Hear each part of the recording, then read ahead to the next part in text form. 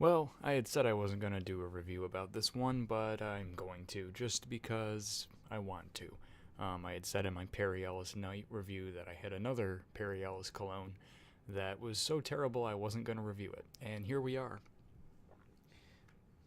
Apologize for the unmade bed in the background, but you really shouldn't make your bed, too soon after you get up.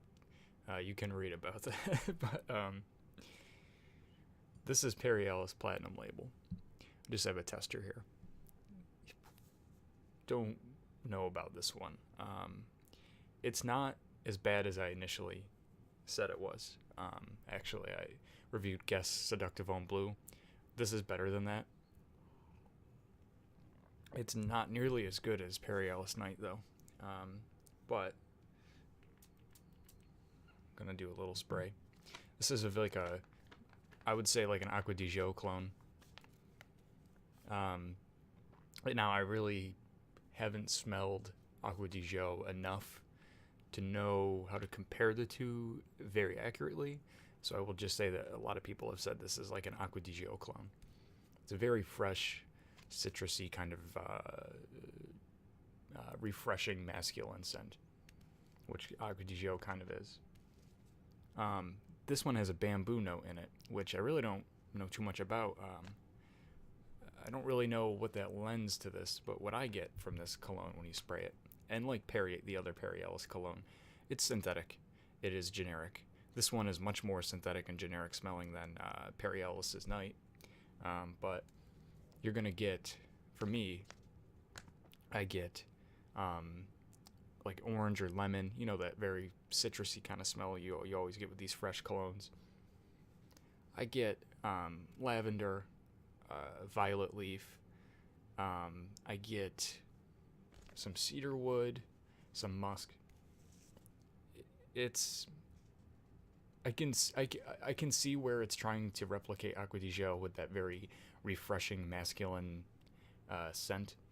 One that's not that's very light, but not light like CK1, which is always refreshing throughout. This one has definitely a sharpness to it with the lavender and the violet leaf, but it comes off a little soapy, which is fine sometimes. But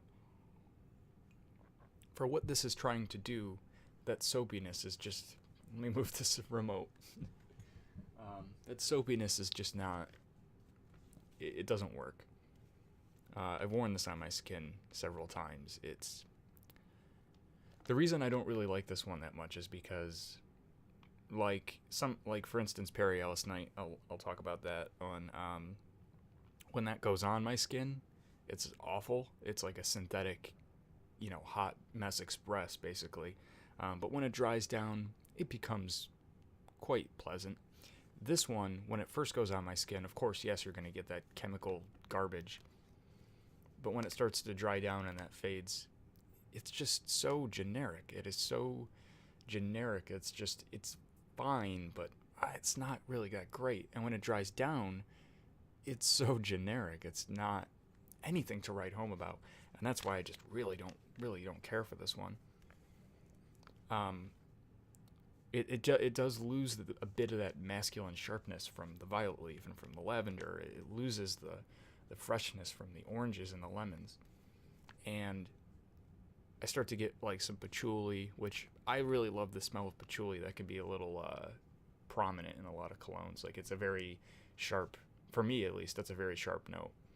I start to get that, but then it really starts to fade quite quick.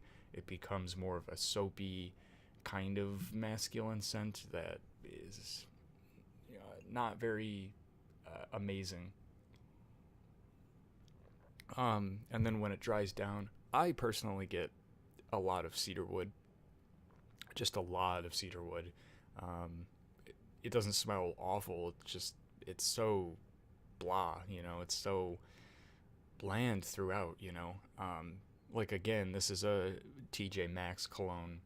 This is a cheapie. This is very cheap. I see this as being something like your father would wear, or like somebody who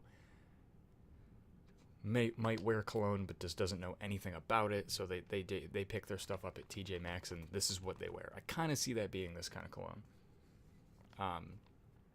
it's so simple and boring, I guess, to say. Perry Ellis has a cologne, Perry Ellis Red, 360 Red, I think it's called, which is a little bit like an Acqua di Gio cologne, but maybe a little more spicy. I've smelled that. That's definitely better than this, and that's a better Acqua di Gio, like, smell alike, I guess. I would go for that one instead. Like I said, I'm not, like, I don't know Acqua di Gio super well, so I'm not going to really try to compare the two, but also, I apologize for the lighting. I mean, I'm sure you've noticed by now it's a little darker in here. I don't have my lighting set up. It's not awful. It's just, it is one of the most boring colognes I've ever smelled, I have to say. It has no character to it. No character. I get a lot of patchouli though. Yeah. So if you want to smell like a slightly green like soap, then maybe you'll wear this, but there are so many better options out there. So why have I been making these reviews of these kind of crappy colognes? Well, you know, I don't want to do busy work on my channel, like when I don't have some exciting stuff. I don't want to just fill the gap. Sorry for all the dogs barking. I don't want to just fill the gap with crap. But I do have these, so, you know, I figure I might as well review them.